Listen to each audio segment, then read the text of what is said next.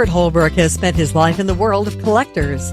As president of Theriaults, the world's leader in the auction of antique dolls and figurative art for over 30 years, he's managed the often personal and always wild world of collecting and collectors. His market expertise and knowledge of trends comes to life in The Curious Collector, where he shares his experience and experiences in real-life stories, alongside sage advice on how to build great collections within the happy life of a collector. One of the questions people have asked me over the years, continuously in my decades of this business, is, Stuart, which category of dolls are the best investment? Investment. And I stop and think, and I usually answer, commercial real estate.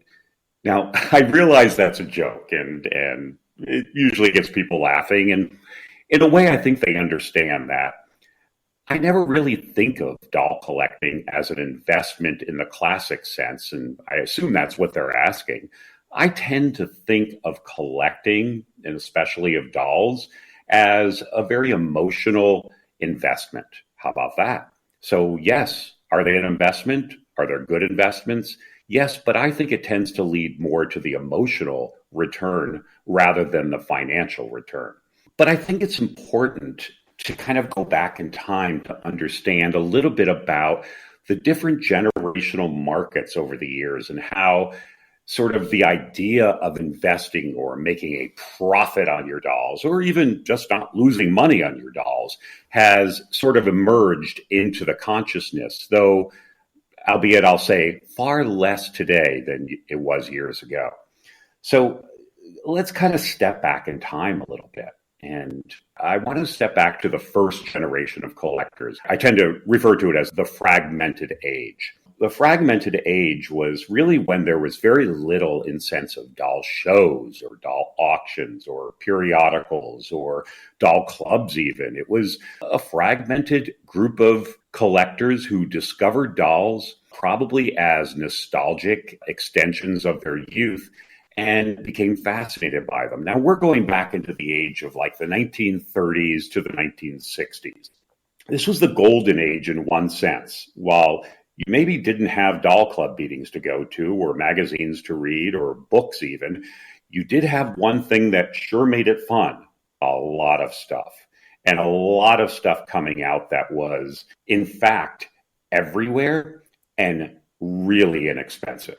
Because, back in the 1940s, who knew dolls would have value? Well, luckily for these early collectors, they saved them and brought them into the market and began to emerge. I mean, I tell the story of Doris Hupp, and it's one of my favorite stories. It was actually one of the first collections I ever got in this business when I came back after college in the late 80s, and got a call from a brother who was 93 himself, and said, my sister has a bunch of dolls and she passed away.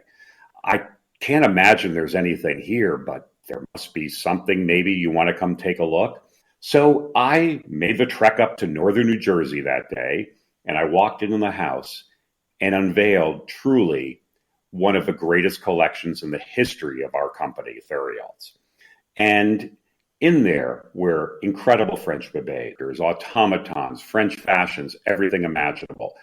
And Fred Hupp was telling me, the brother, how Doris gathered these all since the 1940s and was a school teacher who never married and lived on a school teacher's budget.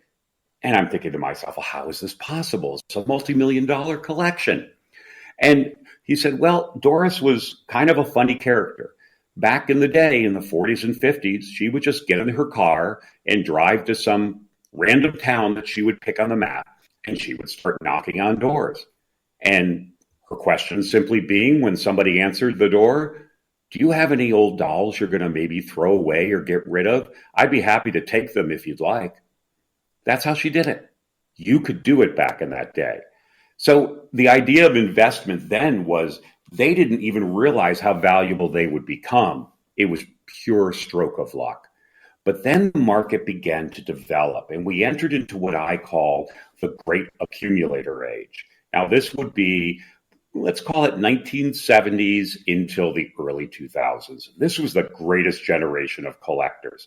They were primarily made up of Depression era period children who became later adults who really became fascinated with objects and filling their house with them. They never threw anything away. They ended up with big homes. They usually died in their homes and never moved. And so they could surround themselves with an endless array of thousands of pieces in some cases. These are the old collections that there's a few still around, but they're mostly gone now. But you would eventually back up two 25-foot trucks and still be trying to get it all in. They were amazing in the sense that they could absorb so much merchandise. And what this did was create kind of a market mentality that had everyone believing that dolls were an investment. And they were the first generation to really see and try to express the idea that if I buy a doll, keep it for 25 years, I hope to make money. The market should go up. Well, it worked back then because you had so many of these collectors absorbing so much coming on the market. And you had something else. You had the price guides. Oh, yes, the price guides. Anybody here who has collected for years and remembers the 80s and even the 90s, well into even the early 2000s, will have visions of going to an auction and everybody sitting in the crowd with a blue book on their lap. You all remember the blue book. I do. I can still see myself standing up on the podium and a sea of blue across the room. It was amazing. You would come up to the next lot, announce what the doll is, and you would see everyone frantically turning their pages to that doll in the blue book. And there it would list a series of prices based on size and based typically on original or non-original. And never from the blue book value would anyone stray. This was kind of a unique market in the sense that it was very price guide driven, yet it wasn't taking into account so many other factors. So I want to say collectors got into sort of tunnel vision of how to value dolls. There's a Techumo. Techumo, it says, is worth anywhere from $3,000 to $6,000, depending on the size, and that's what they went for. And then everyone would anxiously await the next edition of the Blue Book. Did my doll go up in value? Did it go down? And this is how the market sort of evolved. That obviously changed dramatically in the early 2000s. And a number of different criteria sort of impacted this change. One of them being, obviously, the biggest shift in collecting ever to occur was internet-based education, internet-based markets, and the availability of so much information out there. Also, collectors changed. The great accumulators of that sort of 1970s to early 2000s period, they began to slowly age, leave collecting, pass away, and a new generation of collectors came in. Now, they were very, very different. They were not price guide driven. They didn't care about price guides. The result being by, I don't know the exact year, but certainly I think around 2007, 2008, 2009, you saw price guides virtually vanish from bookstores. There just simply weren't anymore because nobody referred to them. They had it all online. They could look at auction prices, databases of values. And what they discovered was one person's putting a value in a price guide does not make a market. That does not establish the reality of what a market is. The real market actually were auction prices and comparable values seen in internet pricings over those years. So eBay had a huge factor. Theriaults, as an example, our own company database of all its auctions went online and people could refer, just simply put it in a search for a model and get 20 different values. What they would find is that there was a vast difference in one particular doll, how it could be valued, changed dramatically. So getting to the question of investment, this is how people began to discern and rather have a better handle on the complexities and nuances of every single doll. This is an important thing to drive home in understanding dolls as an investment, is that every single doll comes with its own valuation of the time it sold, the atmosphere of that particular event, the provenance, the costume. All of these factors can lead into one value of a doll being $2,000 and then a same like model being worth $10,000. So how do you effectively invest in doll collecting if you have all of these wide ranges of value? Well, it's very clear. You really don't. The important part of doll collecting that I try to bring to people is understanding what I said earlier, that the greatest investment in collecting is emotional. And this is answering, in truth, when somebody asks me, what do I collect for investment in dolls, is collect what you love. You have to live with that doll. That doll should bring you joy. That doll should have stories that you can tell. You should remember where you bought it, the time you bought it, the event you bought it, who was there with you. All of the different stories. I hear people say, oh my gosh, I bought it in Europe and I had to buy a seat on the plane to bring it back. These are great stories. That's your ultimate investment. Look, people today, they go on cruises. They spend $10,000, $15,000 for a couple to go on a cruise in Alaska. They come back from that cruise. Do they get any money back? Have they invested? Do they get a return on their photographs they took? No. Nobody even wants to see them, really, but you get the point. You gladly paid it because of the experience. That was the investment. I was in Seattle a few months ago, and I remember seeing this hotel, and they had a marquee outside, and they were trying to promote the concept that we should not buy things. And this is kind of a trend, I guess, of certain generations, that you don't want things, you want experiences. So this marquee had in big, bold letters, stop collecting things, collect experience instead. What they were trying to get at is a hotel is an experience. Come and stay here. This is something special for you. This is something you'll always remember. And I was kind of laughing. I admit I wanted to go in and meet the general manager and say, hey, I want to tell you the other side of the story. The things are experiences as well.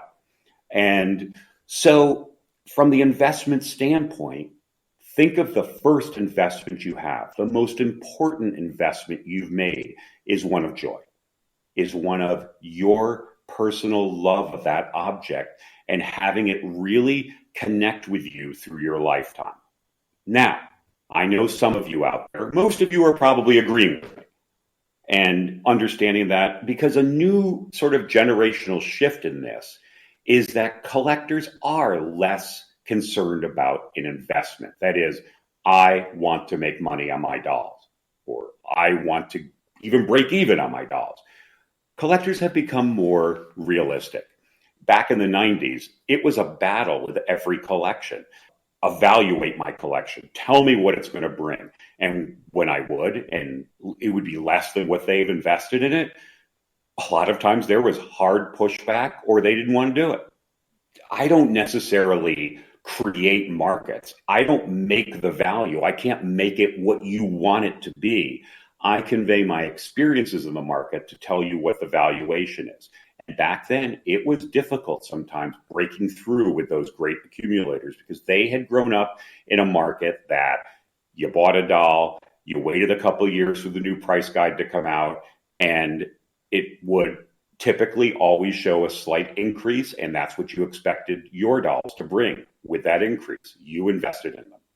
So the new generation collectors are actually far more understanding, far more realistic in their expectations of saying, hey, I want respect for them. I want them to go to good homes. I want them to bring what they are worth today. If I make money, that's great. If I lose money, I don't mind. So, but there's still some collectors out there that really kind of want to know, is there still a way to invest? Can you make money on dolls? Sure. There are some people who just have a knack. They're lucky. They bought really well over the years, and typically, I would say, bought ahead of a market. So, what is buying ahead of a market? Well, that's recognizing a particular category of dolls that has never really caught on in the consciousness of secondary market collecting. One example I can give you would be, let's call them, how about contemporary artist dolls? Now, we say contemporary, but like the 80s and 90s period artist dolls that were produced, very, very popular. Now, I'm not talking about QVC or any of these types of dolls. I'm talking about really well-established European, American artists who created and sometimes one-of-a-kind dolls, some of the early Niata art, as an example. These dolls have not really been tested as of yet on secondary markets. And so they still have sort of an unknown arena in which to gauge valuations, which makes them, I think, quote, as I said before, ahead of the market. So what I would say is you could look and you can identify some of these different areas and say to yourself, these things still turn up at small country auctions, at estate sales, at even large scale auctions where they may be not quite recognized as much because that market hasn't developed and proven itself. And you can begin to tap into that. Here's an example. Early Niata artist dolls 20 years ago were pretty much ignored. Dorothy Heiser is one of the early Niata artists that I absolutely love. And there was a period in the 90s and early 2000s, you'd put a Dorothy Heiser doll up and it might go for $100, $150. Hardly anybody paid attention to them. There was a core following. There was literature written about these early Niata artists. And you found that it had a core following, but there was no widespread market. So you could buy them really reasonably. Now, Dorothy Heiser, recently at one of our sales earlier than the spring of 24, we had some pieces from Dorothy Heiser going for over $10,000 at the auction. Now, can you imagine if you were a collector in the early 2000s and you bought some of those at shows where the dealers or an auction where the auctioneer didn't really understand what they had and none of the other collectors paid much attention to them? They were fighting over the classics, the popular dolls of that time. And they grabbed these and paid $100 to $300 for some of them, and now they're selling for $10,000. That's pretty darn good investment. They were lucky though. They bought ahead, recognized the market, and I don't think they did it on purpose. I don't think there was some great savvy like I am identifying this and boom, I'm going to make a fortune on them because they haven't been recognized yet. No, I think they just happened to love them before anybody else. And it was, as I keep saying, kind of a stroke of luck. So that is one identifiable way where you can see an investment in a doll. But again, it's based on luck. Again, it's buying ahead of the market, and it is a crapshoot. Another area that collectors could have a potential investment is buying on the downside of a market. There are categories that come into trend and go out of trend just as fast. And they tend to go up and down over generations for years. I'll give you a few examples so you can kind of pinpoint in exactly these kind of categories, call them, that are within doll collecting that tend to go in and out of style. Automatons is a great one to really focus on in showing that in the early 2000s, the automaton market went absolutely over the top. Interestingly, and kind of a little secret in the world of collecting, is that these categories can often be influenced heavily by just a few people. And in that particular time, there were three major buyers, all men, international, two in Europe, one in America, that were fueling this massive push in pricing from automatons, where a piece that had sold for $10,000 in the late 90s, very early 2000s, was suddenly being thrust up to selling in $30,000, $40,000, $50,000. Now, for the collectors of those automatons who were ahead of the game, buying in the 80s and 90s, you had a great investment. And those who were buying during the frenzy period got caught up into a really wild market. Well, quite frankly, it all came crashing down. By 2012, those three collectors had pretty much bought what they wanted, had what they needed, or had it all in one case, and just literally stopped buying. And the market absolutely came flying back down. Now, it didn't go to nothing. It went back to a point where it probably was in the late 90s, early 2000s for what might be considered a gradual increase, but it really spooked people. Interesting thing about collectors, you're a funny bunch. You love when things get hot in a certain sense because it gives you a feeling of, what would the word be? A feeling of redemption in a way, a feeling of security in that, look, everybody wants it, so it must be good, so I'm going to buy it too. It'll last forever. And it doesn't necessarily always work that way. You have these categories like automatons that will suddenly fall back down. That, my friends, is when you want to be buying them. Not key to the market. You want to wait for the moment on a lot of these categories when they seem to drop down. And then you can buy outside the market, that is, at the downfall, because they will come back. It may take 10 years, it may take 15 years. It's not something that's going to be overnight, but they will come back in trend. And that's when, if ultimately investment is your thing, you want to sell them. I recall many collectors that I encouraged around 2006, 2005, 2007 in that area, that this is the time they should sell for automatons. No. I'm going to wait a little bit. It's just going to get bigger. And I told them, I really don't feel that. I feel this is a prime moment to sell. They didn't. And they regretted it later to a certain point, because ultimately a lot of them didn't sell because they loved them and they didn't care. So again, going back to the old thing, that investment is really the joy of ownership and loving that piece.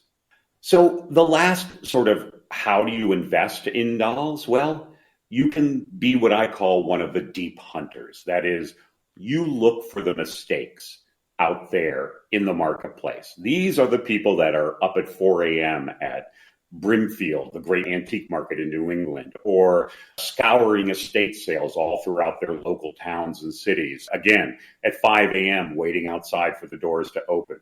These people are phenomenal, hard workers and do a lot of early mornings. And I will tell you, the rewards are far and few between. Yes, in the 1940s and 50s and 60s and 70s, you could do that and you could find things beyond your imagination everywhere. But today, ever since eBay, ever since the attics of America have been pretty much stripped clean, there's not a lot out there. Does it happen? Yes. I know a lady who found recently a brew in an estate sale in Chicago for $150. It's there. You got to work hard for it. And believe me, you will be looking through a lot of stuff for a long time before that one thing shows up. So it's not the easiest, but for some people, that's fun. And I get it. Again, look at that. The investment of time, the investment of the hunt, that becomes the joy. And that is the ultimate investment you should be looking for. So are dolls a good investment? Yes, no, maybe, sometimes, but they're always an investment in your life, in your well-being, and your happiness, and the friendships you make, and that's how you should look at it. If you can make something, great. If you don't, nothing was lost. You gained so much more in a lifetime of memories and what I call the happy life of a collector. Thanks for joining us on this episode of The Curious Collector. The Curious Collector is hosted by Stuart Holbrook and produced by Tammy Trujillo. We invite you to follow us on social media and feel free to leave any questions you have for Stuart on Facebook at Stuart Holbrook-Theriaults or follow the Theriault Company Facebook page. And you can stay up to date with the latest auctions and events at Theriaults.com. We'll talk to you on the next episode of The Curious Collector.